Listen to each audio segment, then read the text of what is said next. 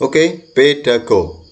Nah, sekarang kita mulai dari fungsi RPP ya. Fungsi RPP adalah sebagai gambaran prosedur dan pengorganisasian pembelajaran untuk mencapai 1 KD ya. Ingat, satu gambaran prosedur dan pengorganisasian pembelajaran untuk mencapai 1 KD yang ditetapkan dalam standar isi dan dijabarkan dalam silabus.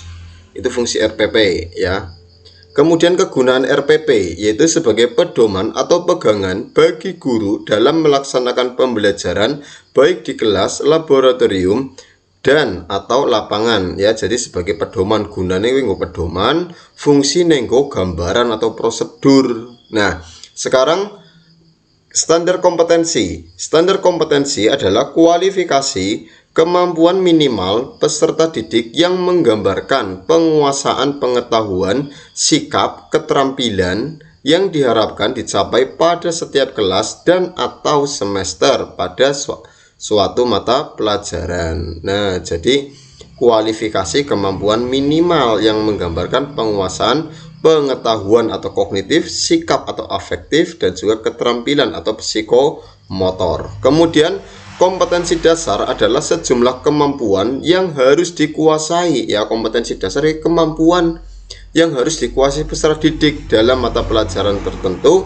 sebagai rujukan penyusunan indikator kompetensi ya. Jadi nanti dari kompetensi dasar menjadi indikator kompetensi. Nah, sekarang fungsi indikator yaitu untuk merumuskan bentuk dan jenis penilaian. Ingat, fungsi utama indikator untuk merumuskan bentuk dan jenis penilaian. Nah, sekarang rumusan tujuan pembelajaran menggambarkan proses dan hasil belajar ya. Jadi rumusan tujuan pembelajaran menggambarkan proses dan hasil belajar yang diharapkan dicapai peserta didik sesuai dengan kompetensi dasar ya. Jadi menggambarkan prosesnya. Makanya dalam merumuskan tujuan pembelajaran harus ada unsur A, B, C, D, yaitu A audience, B behavior, C condition, dan D degree. A audience itu adalah peserta didiknya, B behavior atau perlakuannya ya, C condition, D degree. Nah, contohnya peserta didik ya dapat menuliskan kalimat efektif dengan baik dan benar. Baik dengan baik dan benar itu degree-nya. Nah, sekarang indikator yaitu untuk mencapai kompetensi ya. Indikator yaitu pencapaian kompetensi. Indikator pencapaian kompetensi adalah perilaku yang dapat diukur dan atau diobservasi untuk menunjukkan ketercapaian kompetensi dasar tertentu yang menjadi acuan penilaian mata pembelajaran ya. Nah, ada IPK ya, ada indikator kunci. Nah, indikator kunci adalah yang memenuhi syarat UKRK. Nah, UKRK itu apa? Urgensi, kontinuitas, relevansi, dan keterpakaian ya. Indikator kunci syaratnya UKRK. Urgensi yaitu dimaknai bahwa secara teoritis indikator itu harus dikuasai peserta didik. Kemudian kontinuitas itu kontinu ya dasarnya, yaitu dimaknai bahwa indikator ini merupakan indikator lanjutan yang merupakan pendalaman dari satu atau lebih indikator yang sudah pernah dipelajari ya. Kemudian relevansi ya, relevan ya, bahwa indikator itu perlu untuk mempelajari atau memahami pelajaran lain ya, relevan dengan pelajaran lain. Kemudian keterpakaian ya, berarti memiliki nilai terapan yang tinggi. Sekarang tujuan pembelajaran ya, menggambarkan proses dan hasil belajar yang diharapkan. Ingat, tujuan pembelajaran menggambarkan proses dan hasil belajar yang diharapkan.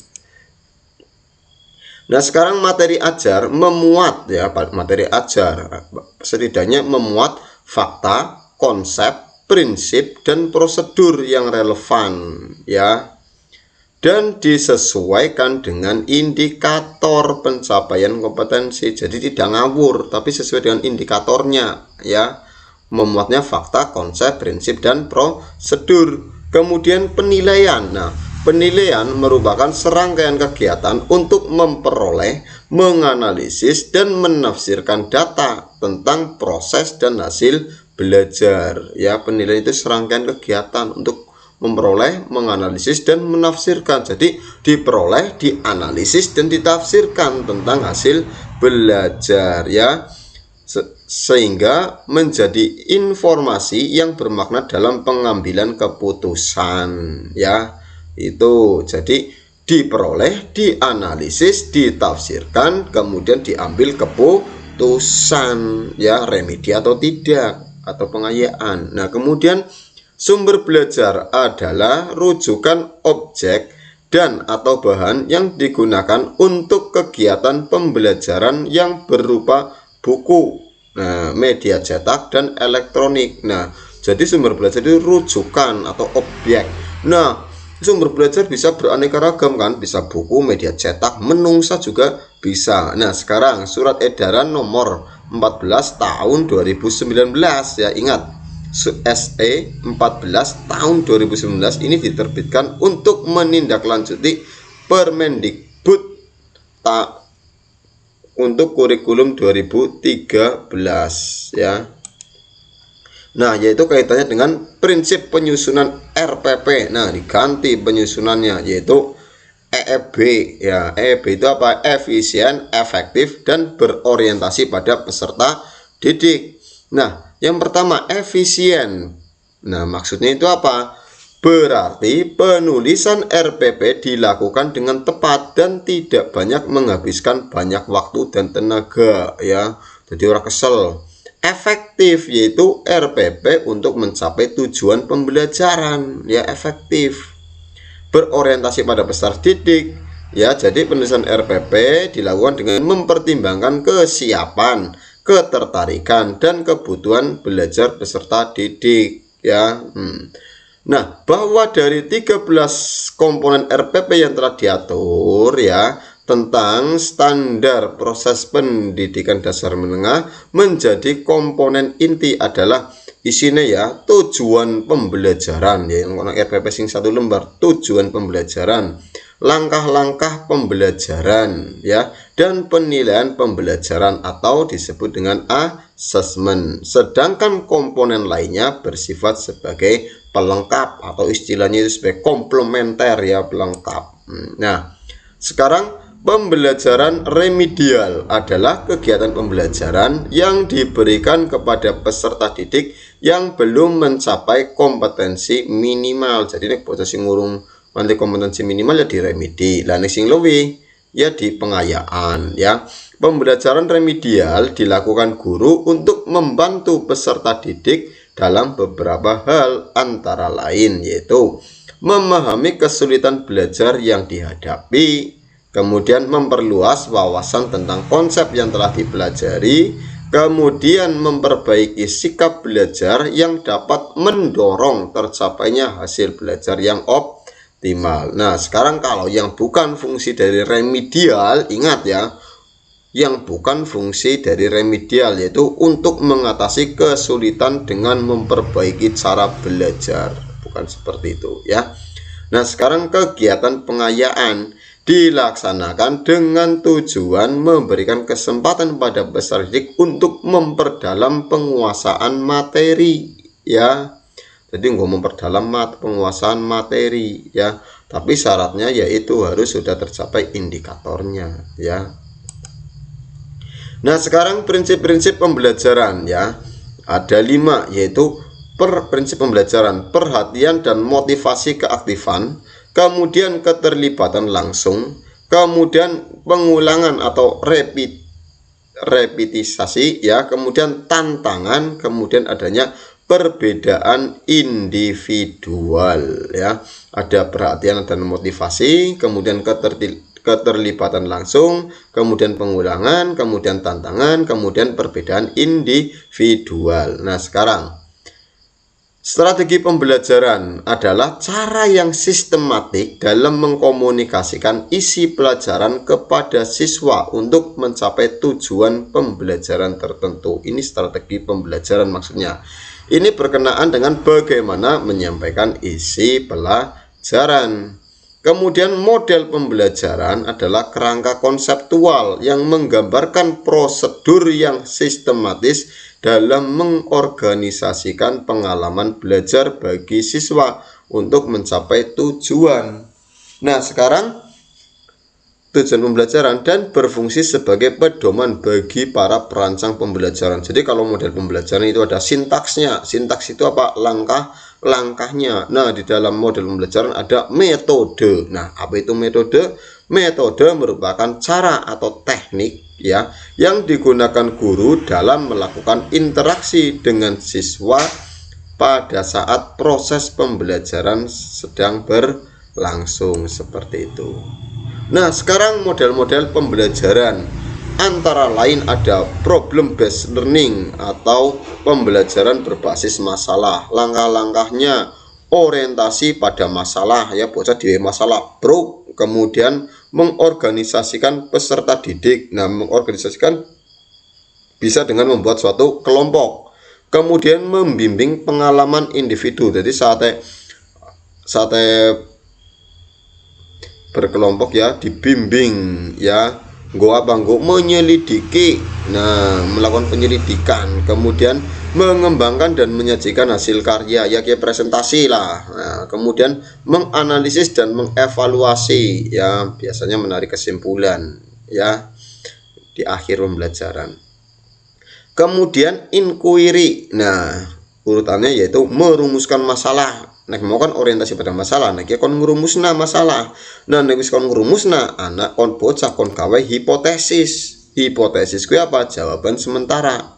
Setelah itu mencari informasi ya, dari hipotesisnya kan melakukan penelitian dong. Nah, mencari informasi. Nah, setelah itu menarik kesimpulan jawaban ya, menarik kesimpulan jawaban atau generalisasi. Kemudian setelah itu mengaplikasikan kesimpulan. Nah, sekarang ada model pembelajaran probing prompting. Nah, apa itu? Yaitu model pembelajaran dengan menyajikan serangkaian pertanyaan yang bersifat menuntun dan menggali gagasan. Jadi, kalau problem prompting, kata kuncinya itu menyajikan serangkaian pertanyaan yang bersifat menuntun dan menggali gagasan. Kalau inquiry ada hipotesisnya. Kalau problem based learning mengorientasikan siswa pada masalah ya. Oke, berikutnya ada lagi project based learning, yaitu pembelajaran berbasis proyek. Nah, yaitu sebuah model pembelajaran yang menggunakan proyek atau kegiatan sebagai inti pembelajaran.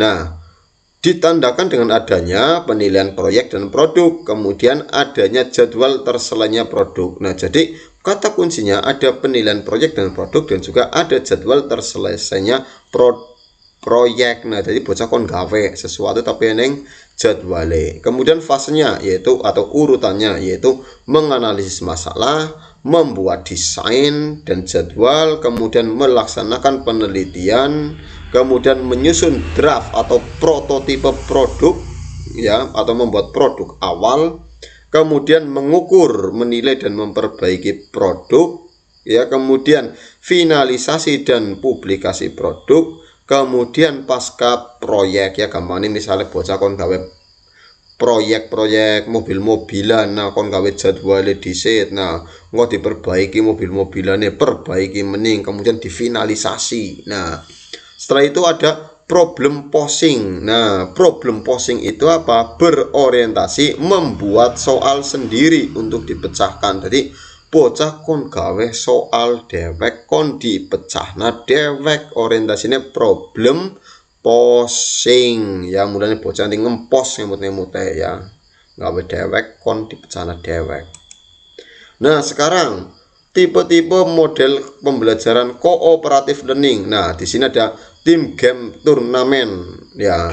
Intinya ada pertandingan antar tim ya pembelajaran diterapkan dengan mengelompokkan siswa menjadi tim-tim. Nah, kemudian terjadi suatu kompetisi ya. Dalam kompetisi disesuaikan dengan kemampuan siswa atau dikenal dengan kesetaraan dalam kinerja akademik ya. Yang penting kalau tim game turnamen itu adanya pertandingan antar tim. Nah, sekarang model yang berikutnya yaitu cooperative learning, ini masih ya, semuanya ini cooperative learning, yaitu galeri walk.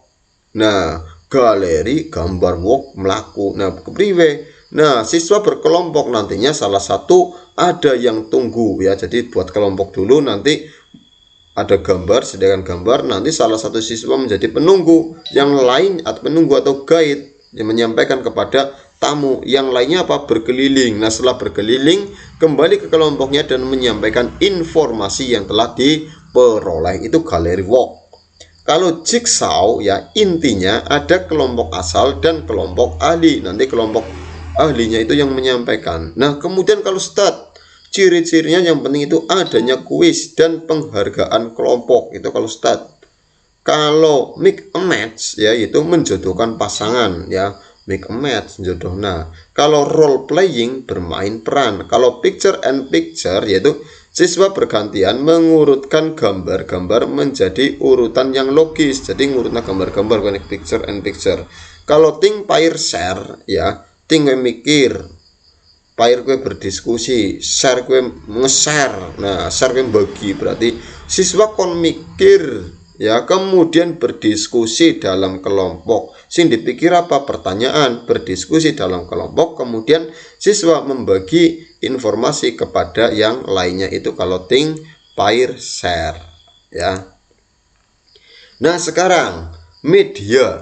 Oke, sekarang media ya, bahas media. Media itu sama saja dengan penyalur pesan. Nah, salah satu manfaat media dalam pembelajaran adalah dapat membuat materi pelajaran yang abstrak menjadi konkret ya. Fungsi media membuat materi yang abstrak jadi konkret. Nah, sekarang kalau sumber belajar adalah rujukane ya. Nah, sekarang pembelajaran kan berbasis internet ya.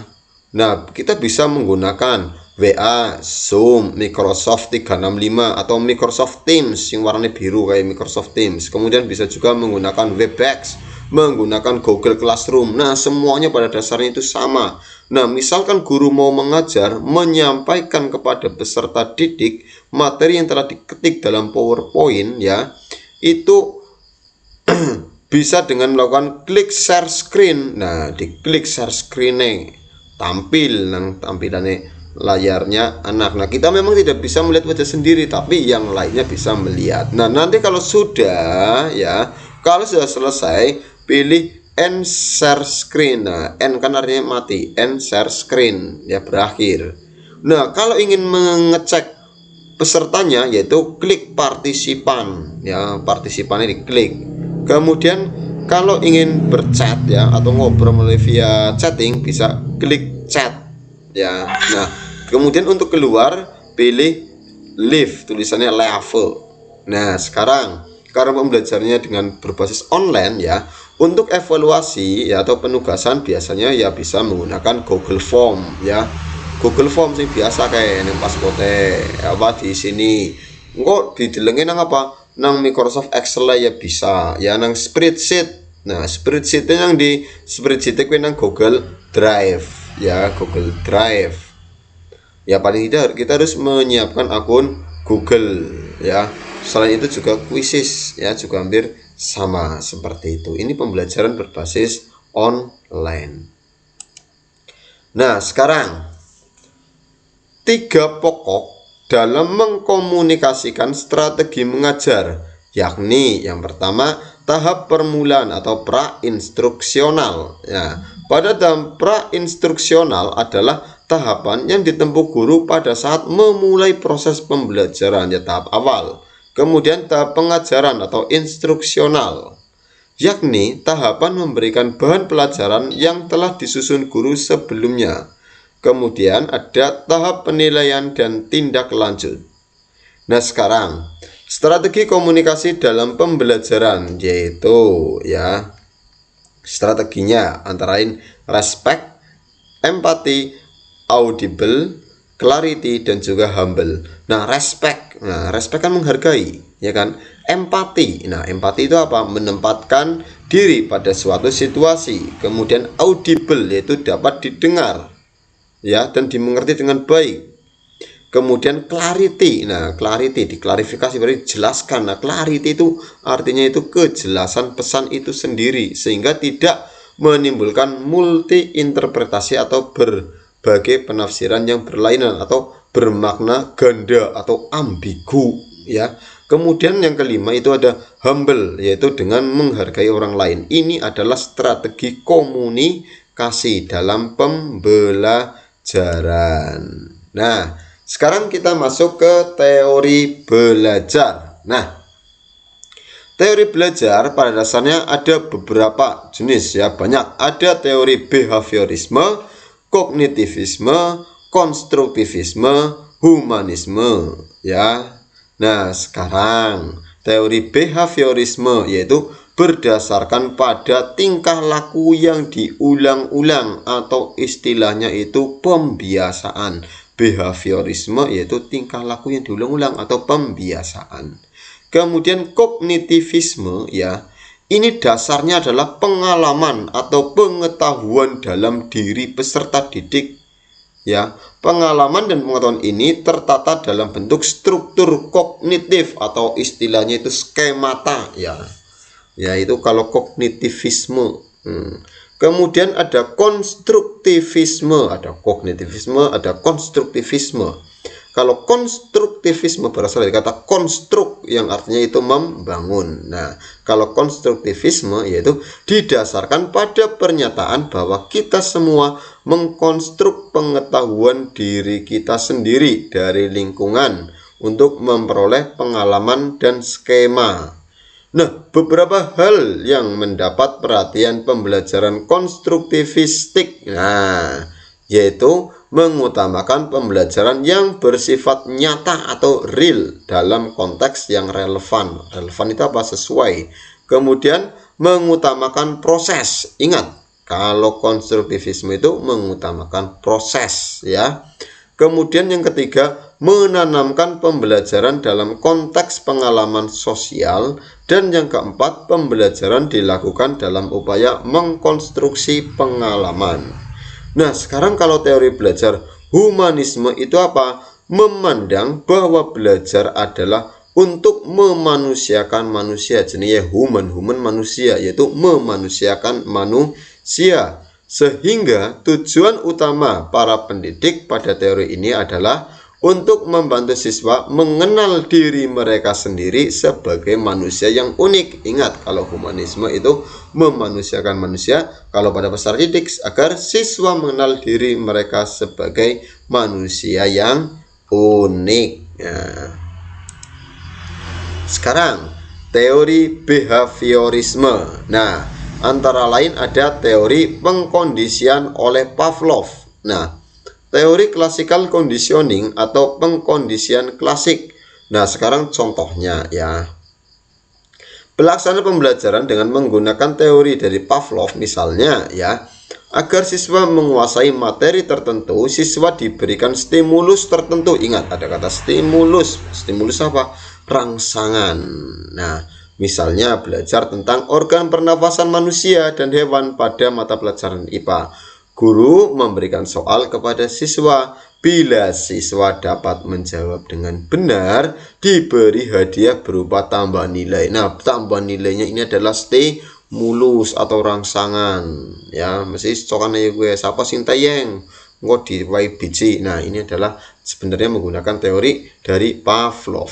Kemudian ada teori koneksionisme yaitu oleh Thorndike, ya. Thorndike yaitu stimulus respon, ya, adanya SR, stimulus respon itu Thorndike. Nah, contohnya dalam pembelajaran di sekolah, guru mengajukan pertanyaan. Nah, pertanyaannya kan stimulus. Setelah menjawab pertanyaan, guru memberikan pekerjaan rumah. Nah, dan siswa mengerjakannya. Nah, jadi guru PR, siswa garap, responnya garap. Nah, hal ini berarti bahwa belajar adalah upaya membentuk hubungan stimulus dan respon sebanyak-banyaknya. Misalnya guru awet tugas, bocah kon garap, ya kuwi jenis stimulus, bocah garap kuwi respone.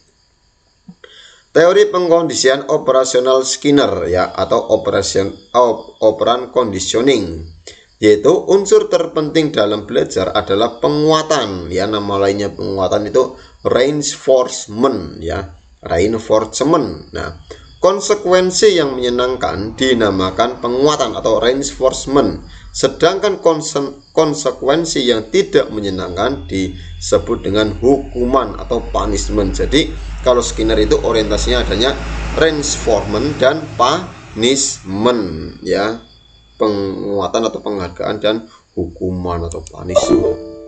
Nah, sekarang ada lagi masih behaviorisme, yaitu teori kognitif sosial oleh Albert Bandura ya. Contohnya, pelaksanaan pembelajaran dengan menggunakan teori belajar dari Bandura adalah sebagai contoh agar siswa dapat menyelesaikan soal. Guru harus memberikan contoh bagaimana menyelesaikan soal serupa.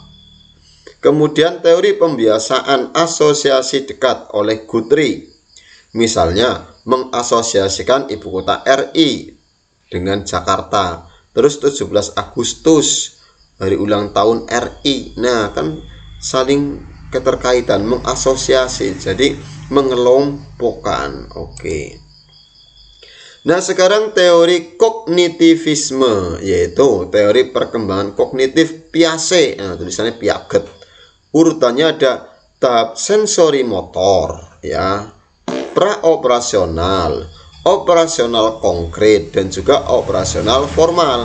Nah, sensori motor usia 0 sampai 2 tahun, kemudian praoperasional 2 sampai 7 tahun, kemudian operasional konkret 7 sampai 11 atau 12 tahun, dan operasional formal 11 atau 12 tahun ke atas. Nah, siswa SD itu masuk pada tahap operasional konkret ya. Makanya kita kalau mengajar itu harus mengajarkan sesuatu yang konkret ya, yang konkret menggunakan media. Karena apa? Karena masih tahap periode operasional konkret. Nah, sekarang kalau Brunner ada 3, enaktif, ikonik, simbolik ya. Enaktif sing enak-enak ya, ikonik simbol ya, enaktif berarti nyata, ikonik berarti menggambar, simbol berarti simbol ya. Nah, contohnya enaktif ya, guru nggak tahu temenan. Nah, ikonik ya gambar tahu, tahunya loro, tahu ya tahu loro. Simbolik berarti guru menuliskan simbol angka 3. Nah, sekarang enaktif, misalkan ya siswa memanipulasi objek secara langsung, guru membawa benda konkret berupa model kubus dan balok ya, bawa benda nyata nih. Ikonik, guru menyajikan gambar kubus dan balok. Kalau simbolik, menggambarkan model kubus dan balok yang menampakkan ciri-cirinya seperti ini saja ya. Oke. Nah, sekarang ada teori Dins ya. Dins berpendapat bahwa setiap konsep atau prinsip matematika dapat dimengerti secara sempurna hanya jika pertama-tama disajikan kepada siswa dalam bentuk konkret. Nih biasanya Dins ya. Terdapat 6 tahap yang beruntun, yaitu adanya permainan bebas atau free play, kemudian permainan menggunakan aturan, adanya permainan mencari kesamaan sifat, kemudian permainan dengan representasi atau representation, kemudian permainan dengan simbolisasi atau symbolization, kemudian formalisasi. Nah, kemudian berikutnya ada teori belajar Van Hiele. Nah, Van Hiel ada 3 unsur utama, yaitu ingat ya, kalau Van Hiel geometri yaitu waktu materi ya, kaitannya dengan geometri yaitu waktu, materi pembelajaran, dan metode pembelajaran yang ditetapkan, hubungannya dengan pembelajaran secara geometri. Ini Van Hiel. Nah, sekarang konstruktivisme. Nah, konstruktivisme menurut Jean Piaget ya, tulisannya Jean Piaget ya, adanya asimilasi. Nah, asimilasi itu apa? Proses mendapatkan informasi dan pengalaman baru ya. Kemudian ada akomodasi, yaitu proses penstruktural kembali ya, wis ento pengalaman baru kemudian distruktur kembali kue akomodasi. Ini gambarnya akomodasi kan penginapan ya kan, distruktur kembali berdasarkan pengalaman baru. Kemudian konstruktivisme menurut Vygotsky. Nah, perkembangan kognitif terbatas dalam rentang kecil ya. Di sini dalam menurut Vygotsky ada ZPD atau Zone of Proximal Development ya. Ini Vygotsky adanya ZPD, diingat-ingat. Nah, sekarang pendekatan saintifik. Nah, pendekatan, ingat ya, kalau saintifik itu pendekatan. Gelunggungan utama nih kue pendekatan. Di dalam pendekatan ada strategi, dalam strategi ada model pembelajaran, dalam model pembelajaran ada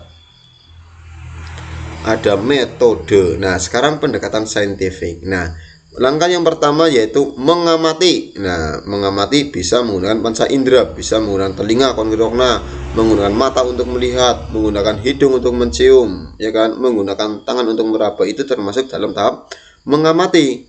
Kemudian menanya, ya takon. Kemudian mengumpulkan informasi atau mencoba. Ya, berarti mencari informasinya, bisa melakukan praktek juga bisa. Nah, yang ketiga. Kemudian yang keempat, mengasosiasi atau menalar atau mengolah informasi. Ini masuk dalam kelompok. Jadi kon mikir bocah. Yang kelima, menyajikan atau mengkomunikasikan atau istilahnya itu presentasi ya. Jadi kon ngamati, menanya, ngumpulna informasi atau mencoba, mengasosiasi atau menalar atau mengolah informasi, kemudian menyajikan atau mengkomunikasikan. Kemudian tujuan dari pembelajaran tematik adalah untuk mempermudah peserta didik untuk memahami materi atau konsep secara utuh ya. Jadi tidak terpisah-pisah tujuannya tematik.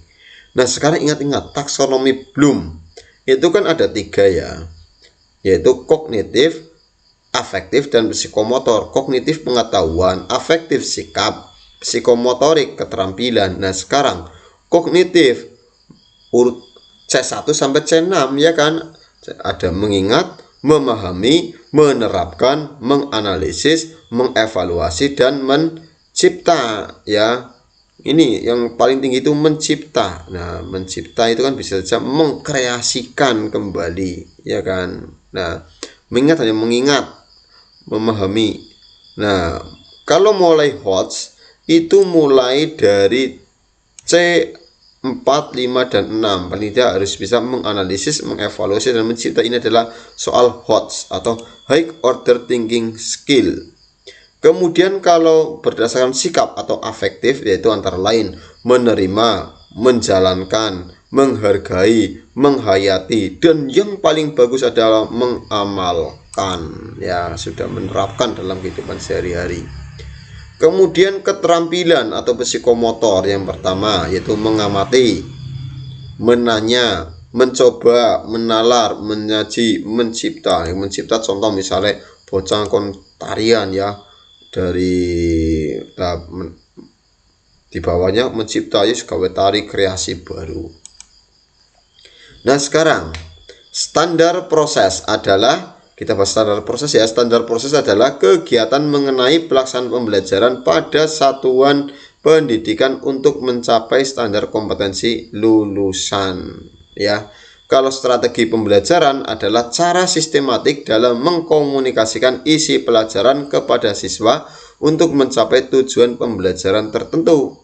Kalau kemudian pendekatan titik tolak atau sudut pandang kita terhadap proses pembelajaran, kalau pendekatan yaitu titik tolak atau sudut pandang. Nah, pendekatan itu apa aja ya? Antara lain pendekatan pembelajaran ada saintifik yang terkenal, ada kontekstual ya. Nah, kemudian model pembelajaran adalah kerangka konseptual yang menggambarkan prosedur yang sistematis dalam mengorganisasikan pengalaman belajar bagi siswa untuk mencapai tujuan pembelajaran yang berfungsi sebagai pedoman bagi para perancang pembelajaran. Intinya ada sintaksnya.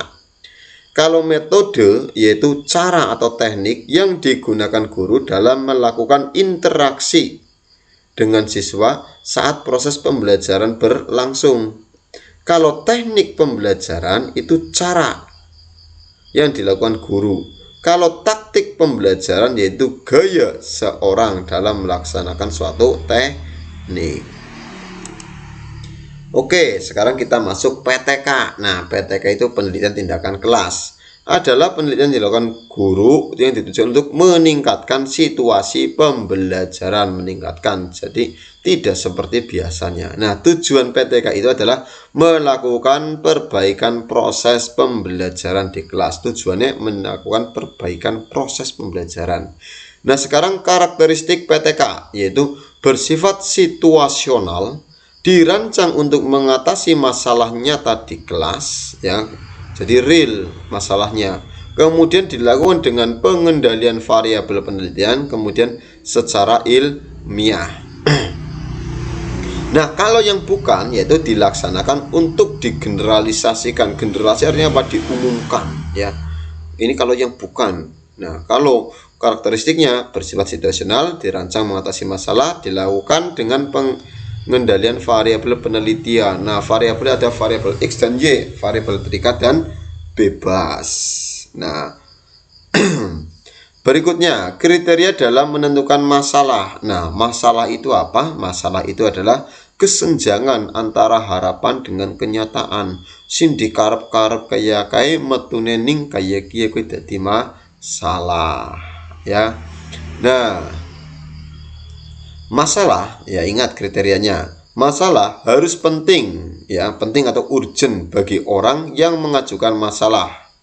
Kemudian masalah hendaknya dalam jangkauan penanganan, ya, masalah dalam jangkauan.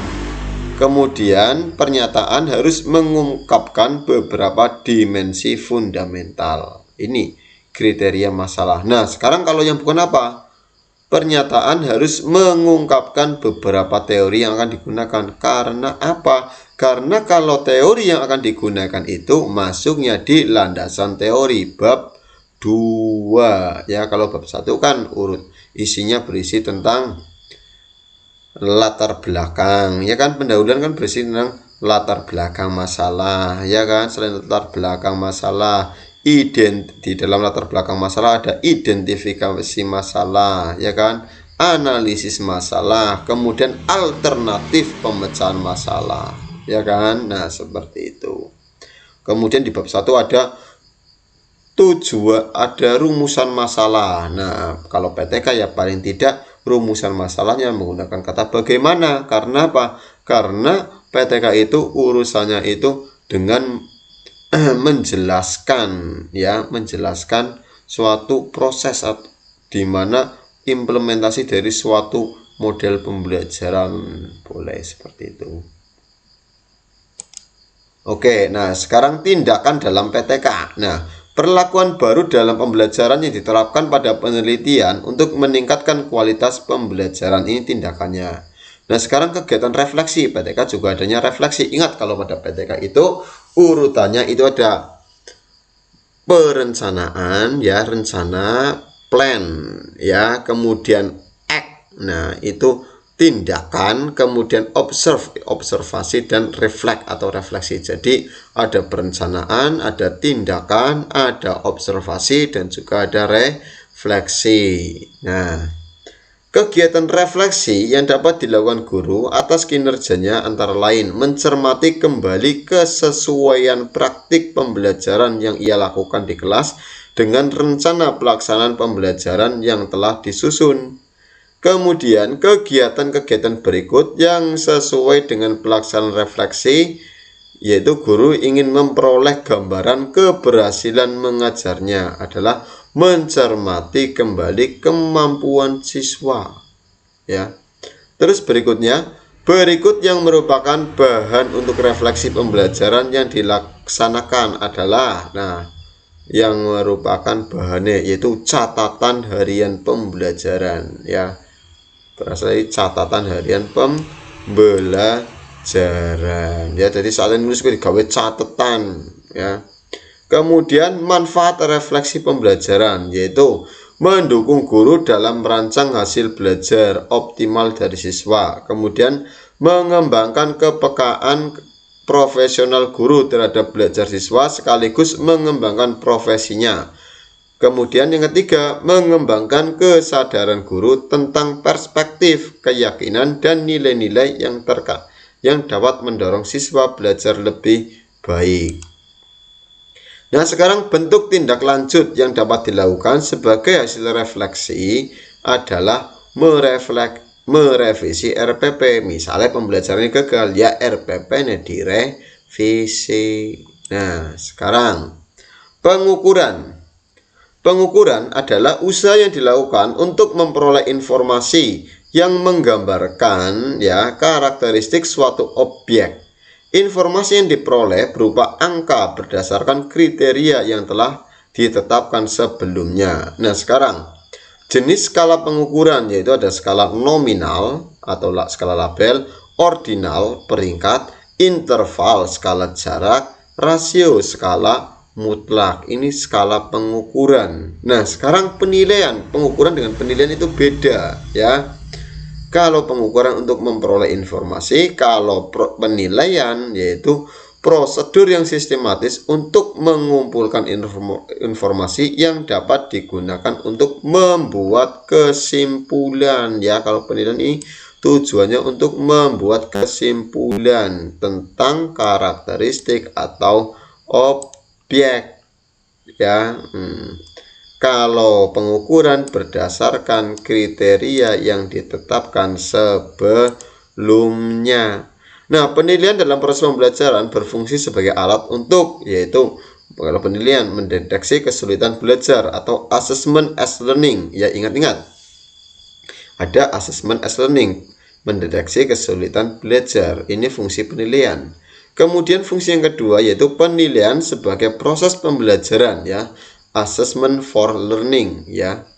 Kemudian penilaian sebagai alat untuk mengukur pencapaian dalam proses pembelajaran atau assessment of learning. Jadi assessment itu bisa as-nya ya, bisa assessment as learning, assessment for learning, assessment of learning ya.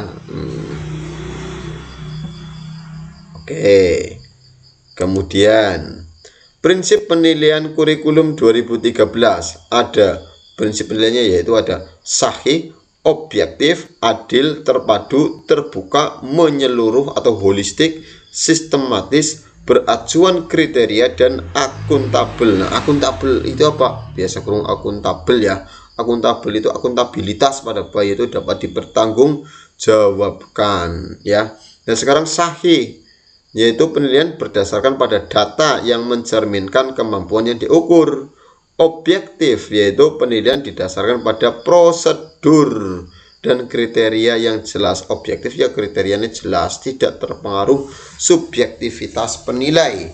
Kemudian adil yaitu berarti penilaian tidak menguntungkan atau merugikan peserta didik ya. Adil kabian ini ya, tidak menguntungkan dan merugikan peserta didik. Kemudian terpadu yaitu penilaian ya oleh pendidik merupakan salah satu komponen yang tak terpisahkan dari kegiatan pembelajaran. Itu terpadu yaitu tetap include atau menjadi satu dalam kegiatan pembelajaran. Kemudian terbuka yaitu maksudnya yaitu dapat diketahui oleh pihak yang berkepentingan ya, terbuka. Kalau siapa itu yang ngerti. Menyeluruh atau holistik dan berkesinambungan yaitu mencakup semua aspek ya, menggunakan berbagai teknik penilaian menyeluruh atau holistik. Sistematis berdasarkan sistem yaitu dilakukan secara berencana, bertahap ya, mengikuti langkah-langkah yang baku. Jenis sistem yang tahapan langkah-langkah sing baku. Kemudian beracuan kriteria yaitu penilaian berdasarkan pada ukuran pencapaian kompetensi yang ditetapkan, adanya kriteria. Akuntabel dapat dipertanggungjawabkan baik dari segi teknik, prosedur maupun hasilnya.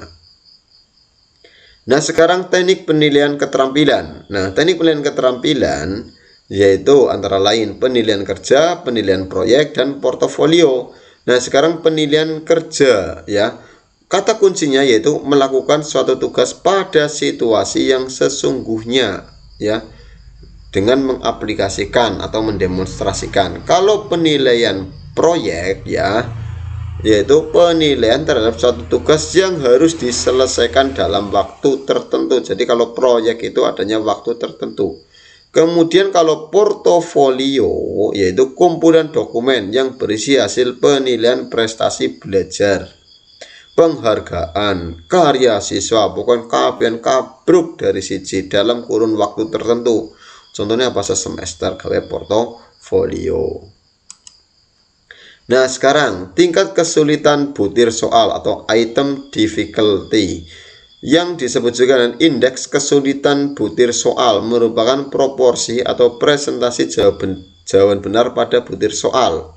Semakin besar nilai indeks tersebut, maka semakin mudah. Yang angkanya lebih gede, soalnya lebih kepenak. Nah, sebaliknya semakin kecil nilai indeksnya, maka nilainya semakin sulit. Indeksnya berapa? 0,00 sampai 0,3. Itu tergolong sulit. 0,31 sampai 0,70 tergolong sedang indeksnya. 0,71 sampai dengan 1 soal tergolong mudah. Nah, sekarang daya pembeda soal adalah kemampuan suatu butir soal dapat membedakan antara siswa yang menguasai materi ya dengan yang tidak menguasai materi ya. Jadi seperti itu. Oke, sekian.